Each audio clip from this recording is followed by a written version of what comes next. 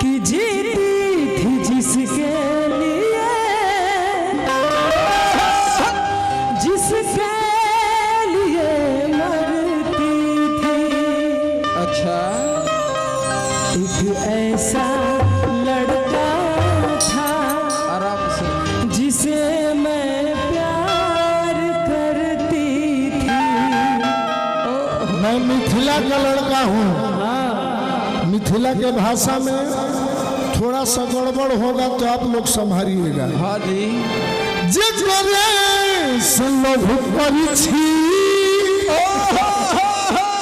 ए भाई करी छी, इसको क्या कहा जाएगा आप लोग बताइए।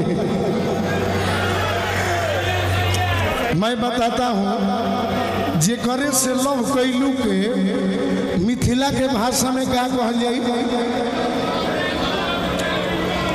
जे करे से लव करू छी, करी छी, करै छी, करै छी, करै छी, कि जे करे से लव करै छी, ओ करे से परेशानी छी।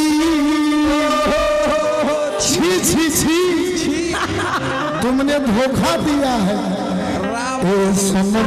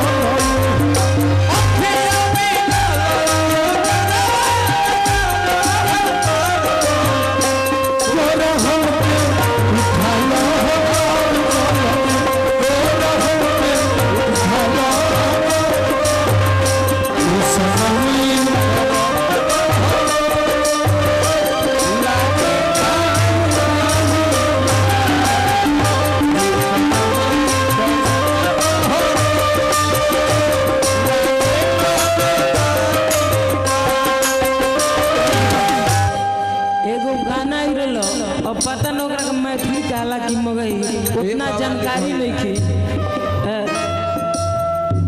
कि आगे सुनैयारवा हो भर्ती पटनवा सुनले बानी नु सबे मगही है मगई है लेकिन चल जाई एकरा के हम तनी मनी मुखड़ा गा देतानी रुक जाई ए लाइन ए मुखड़ा तनी मनी गा देतानी रउआ सबे के चलत हो अच्छा लागत हो हमनियो के खूब निमन लागल खूब पसंद कइनी सब कि आखरी हम हमर आर मनावा तू एक बेर बात कर लगे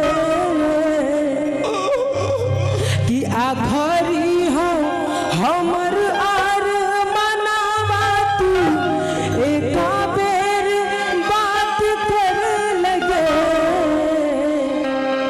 कि आगे सुनैया रवा हो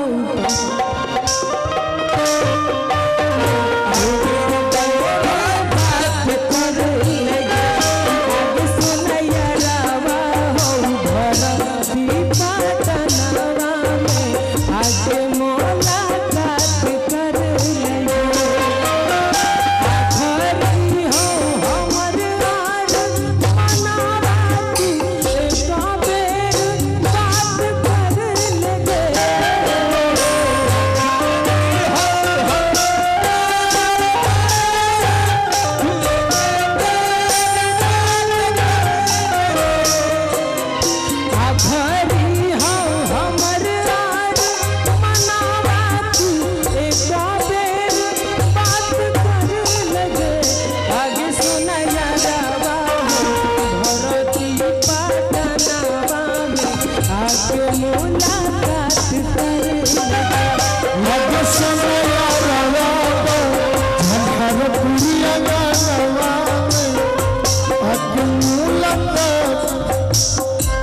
अपना मजनुआ के जान हो सके तवे में डाल देलूना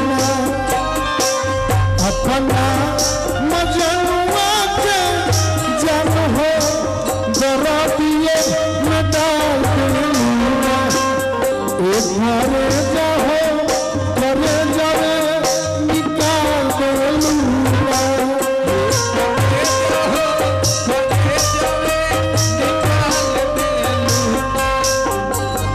कैसे जियब तहरा बिना एक बेरी हमर हाल चाल लूना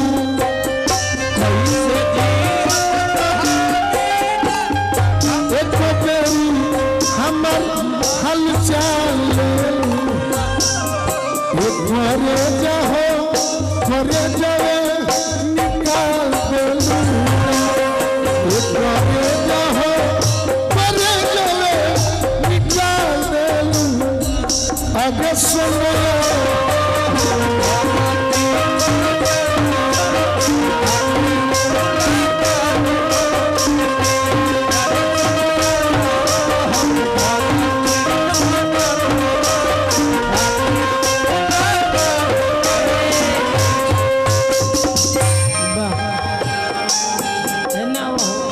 कौन कमी कैले रही सहारा के दुलारे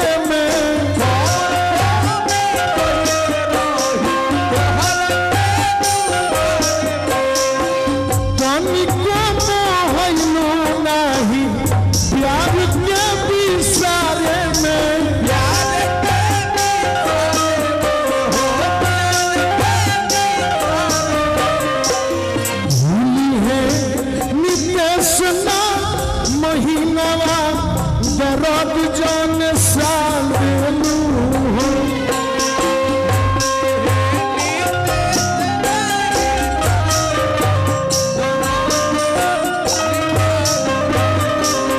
हमारी जान हो तू जनवे निकाल देलू हो हमारी जान हो तू जनवे आगे सुना यारा